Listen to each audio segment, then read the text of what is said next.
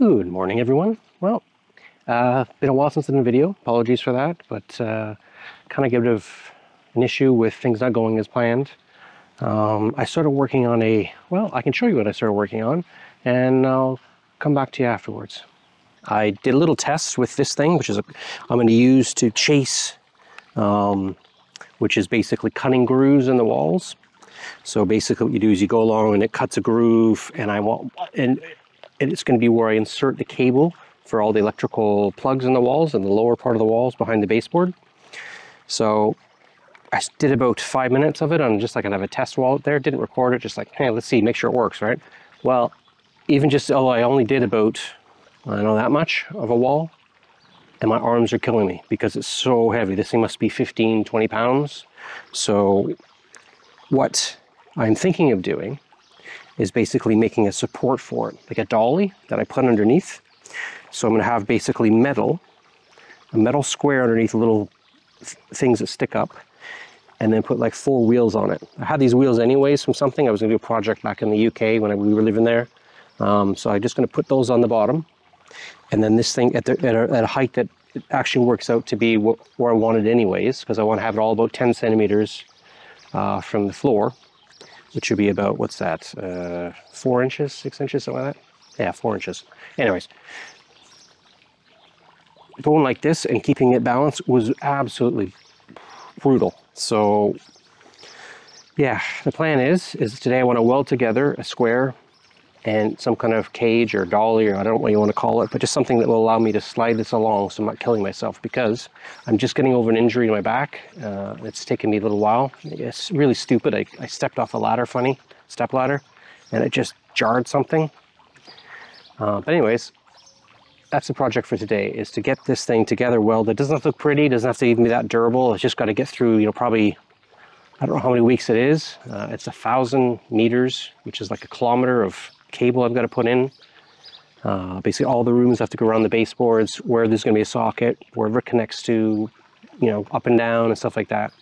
Not including putting in the actual plug sockets where the boxes are going to go. I got to cut holes in that, and the walls are made out of stones. So I've got to cut all that out. So it's going to be a big job. Certainly several weeks, if not a couple months. But that's a huge amount of money that we're saving by me doing it. So it's worth it. Anyways, because it's going to be so long, I don't want to hurt myself and I have to take a couple days off and then work, and a couple days off of work. So I want to just get through it and make it as easy as possible. So that's the project for today, is making some sort of jig rig thing that will stop me from killing myself. Anyways, wish me luck, and let's get to it. So yeah, I'm going to use some of this leftover metal that I had from working on the arbor, and I have my highly detailed plan I've made here, what I want to cut, and yeah. So let's get cutting the metal up and weld it all together. See if I make a little dolly rig thing to hold up the wall chaser.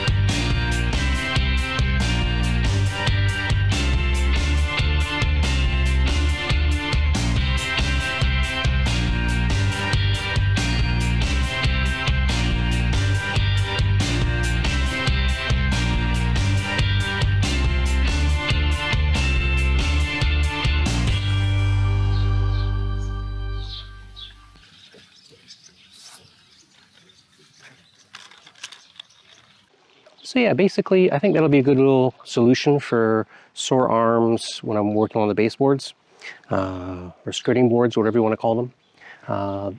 My biggest issue, though, is that after doing some consulting online, asking a few questions about what our electrician had recommended, it looks like he wasn't necessarily the right, or in the right, shall we say. So I'm stuck with a situation where my whole plans for the whole house are all in question.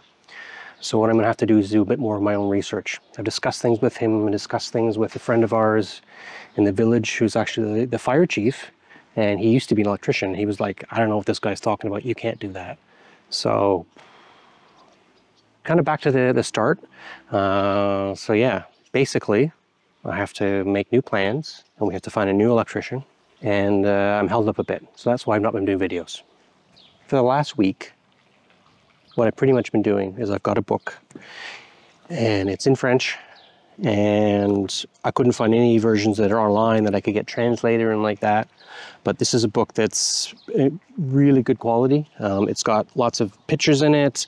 It's got descriptions. It's got every little detail about all the rules and the different, not necessarily the differences, but what's required here in France to get electricity properly installed.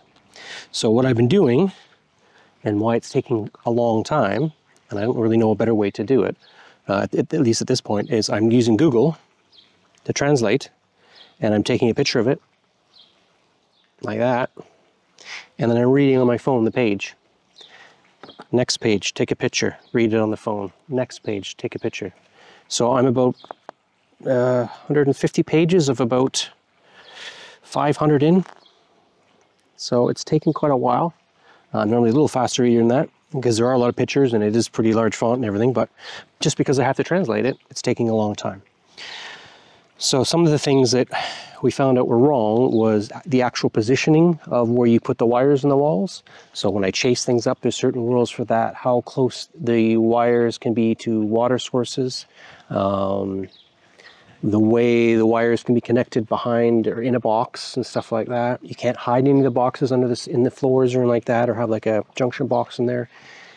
It has to be all accessible, which I didn't know and he wasn't suggesting. So I had made a whole plan of doing that sort of thing, where just, oh, there's a spur here, whatever. And even then spurs are, it's different. So it's such a big expense for us. So the actual physical, buying the wire and the plugs and stuff like that, that's not the big deal. It's just more or less time.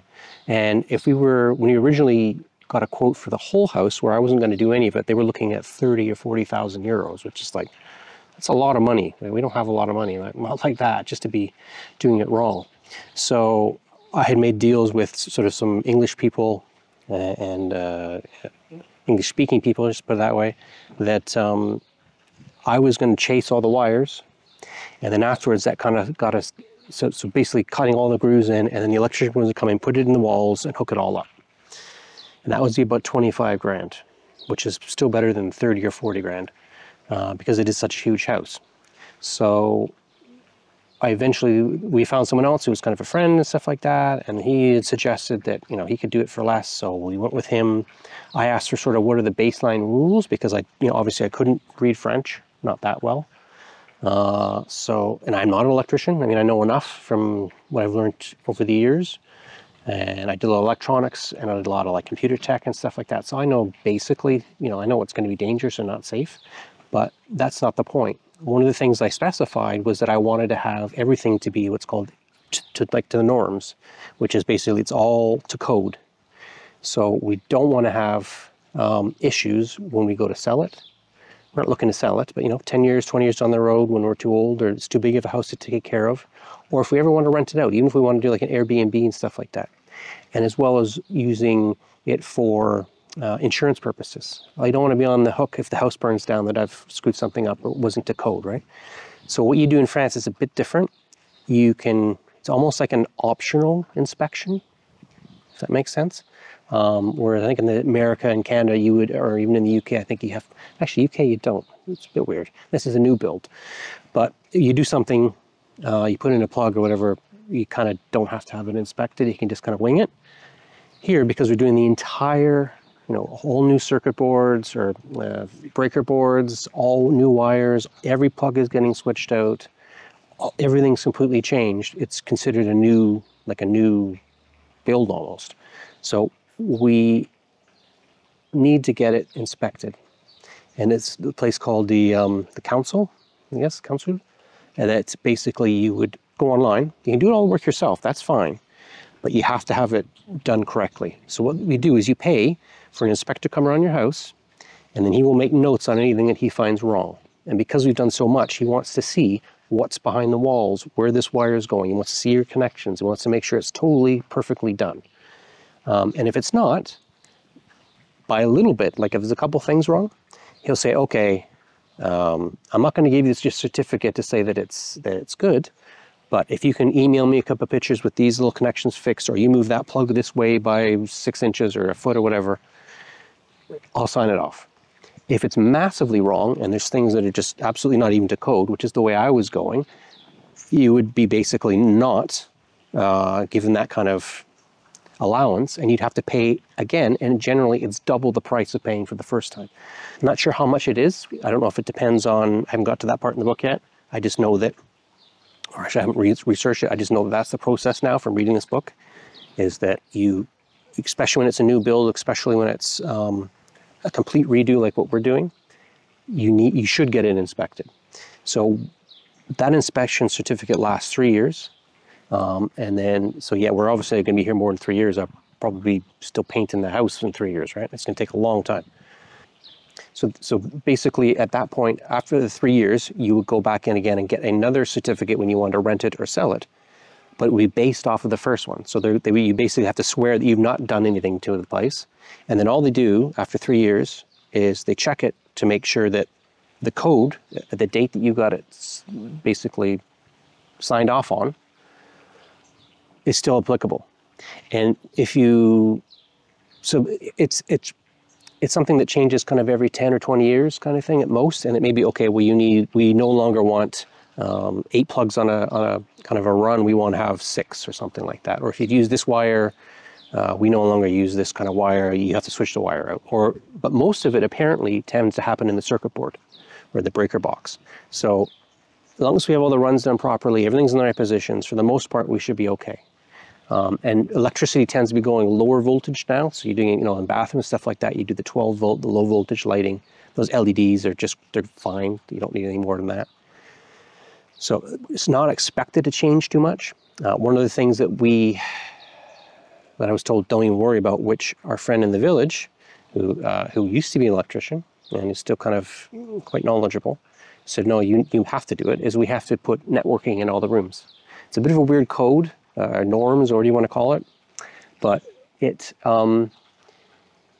want a plug, like a RJ45, or like the internet plug-in connection in every single bedroom, and they want one in your living rooms. I don't think they want one in the kitchen, but I haven't got to there yet. And you basically have to hardwire all the rooms. Now our place right now has the mesh network, so we have a router that comes from the internet with a DSL, not the DSL, but the fiber, and that has one like Wi-Fi repeater thing, and then we have like 10 or 15 around the house. I have one in the greenhouse, I have one in the garage. I have, like, because it's such a big house and there's so many dead zones, that we said no, we need to have it everywhere. So that's what we've done for that. We wouldn't necessarily need it, but a lot of people do want it. And in fairness, if I use it a certain way, I can hook up those things that they'll have much better power anyways if there's wires, so we're not gonna lose them. But we can put Wi-Fi that's really good quality all over the place. Like right now, like out here, I get like 5 megabits, whereas in the house I'll get like, or closer to the main box, I'll get like, I don't know, a lot, like half a gig, which is crazy. So we've got really good internet here. It's extra work, but if we hadn't done that, we would have come in for an inspection and I would have had to put all those wires in and redo a whole lot of work, which would have been not good. Because we're definitely want to get the inspection, which is what we kind of push to these other English-speaking electricians. But they didn't. They said, oh, you don't want to worry about that. It's not a big deal. I think it's more that it's a big deal for them, because they don't want to be hassled with it, because it tends to be a process where if you get a fiddly guy who wants everything perfect, and they haven't done it or instructed me how to put the channels in perfect or where things go, they're kind of they're kind of responsible for it. So I think it was more one of those lines. Most people here don't get it inspected, but also most people don't do what we're doing. When we bought this house, we had to sign a paper saying, yes, we know the electrics has to be completely redone. We know the plumbing has to be completely redone. And there was asbestos in the house, which is now gone, and there's lead paint. When you buy an old house like this, that's what you get, right? But we want to get money, at least the money we're putting back out into this. And if we don't have that paperwork, they immediately take off a huge, like they may take off $40,000 off the price of the house when we go to sell it. Doesn't matter what, if it's new or not, they have to get it signed off. So if you don't have that initial certificate, it's better, which is better to do at the time when you put it all in. If you can say, yes, as of this date, it was all perfect and it was to code and it meets the norms, the French norms and stuff like that. And that's what you want to try to do, because then you get that money back. We're only going to be spending, if I do most of it myself, probably about $5,000 versus spending almost 30 or 40, what they had asked for. So it's well worth it to not lose that extra money on top when we go to sell it. And then when you rent it, you can't rent it out because they want to know that it's a safe place, which is very logical. You know, you don't want to have a fire happening when you have people renting the house, or if we do an Airbnb or something like that kind of thing, you have to have that paperwork, or you should, or your insurance gets messed around with, right? You may not, if they burn something down, they may just blame you and refuse to pay out or something. So anyways, that's kind of the situation we're in. It's taken me a long time to read this book. I want to do it properly. We've got the tool to do the baseboard thing. I don't even know if it's going to be right at this point. I haven't gotten that far in the book. Even after making that, it may be that you can't put it behind baseboards. I don't know. Two of the other ones said it would be fine, but I don't necessarily know. And so that's been kind of an issue for me, and that's why I've been so slow working on the house, and why you haven't got any videos. Apologies. Not much of an exciting channel at this point, but it's going to pick up, and when it does pick up, it's going to go crazy. I'll be ripping everything apart, putting in, I think, almost 300 plug sockets in the walls. So yeah, there's a lot to do. It's going to get better. The garden the grass is starting to kind of come back, but after pouring all that vinegar, which is kind of an acid all over everything, it's just taking a long time, so it doesn't look very good. So I was going to do a whole, time lapse of the garden over the last 3 years, because it's really all I've done. But until I've got something nice to show at the end, what's the point? I water every day. I've actually dug a little bit of the dirt to try to get rid of the acid out of the soil. But there's just a lot of damaged areas, so we'll have to see how that goes. I was thinking maybe though, because I'm going to be busy for probably another couple of weeks, that I may do a tour of the house. I realized I put on a video in the beginning with sort of like, this is the house and I was only using stills. We'll have to maybe give it a bit of a vacuum. It's more on the lines of giving you guys a look of where we're at the house, because I don't think as I said, I think maybe that would help people see where the inside of the house is, what we're going to do, talk you through all the rooms, and give you a show of where we're at, because we're basically done the outside for now, and we're going to head inside and start doing a lot of work. Anyways, thanks for watching, and I appreciate your patience in waiting for my videos. I know it's not a very exciting project so far, but I think it's going to become pretty interesting soon. Anyways, thanks a lot. Ciao.